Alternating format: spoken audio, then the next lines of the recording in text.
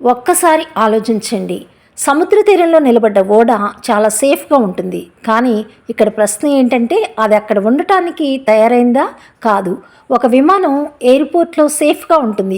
అది అక్కడ ఉండటానికే డిజైన్ చేశారా? కాదు. ఒక ఓడ జాబ్ ఏంటి? అది సముద్రంలోనికి వెళ్ళి తుఫాన్ ఫేస్ చేయాలి.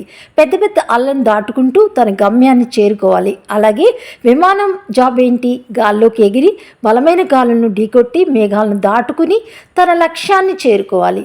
ఒక మనిషి తన కంఫర్ట్ జోన్‌లో ఉండటానికి పుట్టాడా? కాదు.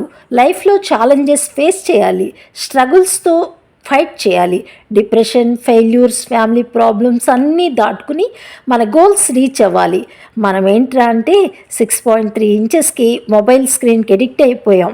మన వాల్యుబుల్ టైంని ఈ కంఫర్ట్ జోన్లో వేస్ట్ చేసుకుంటున్నాం. సో కంఫర్ట్ జోన్ నుంచి బయటకు రాకపోతే నీ సక్సెస్ వాల్యూ ఏంటో నీకు తెలీదు. ఛాలెంజెస్ ఎదుర్కోలేకపోతే లైఫ్ టేస్ట్ ఏంటో నీకు తెలీదు.